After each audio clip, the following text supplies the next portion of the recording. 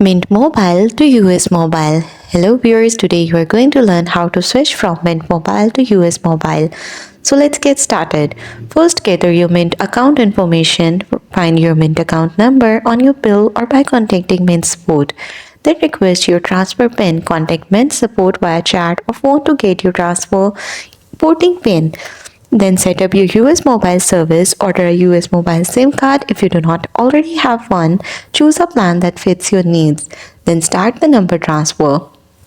For this, step number 1 is log into your US mobile account. During activation, select the option to transfer your number, then enter your Mint account number and transfer PIN. Review all details and submit the request. Then wait for transfer completion. The number transfer usually takes a few hours.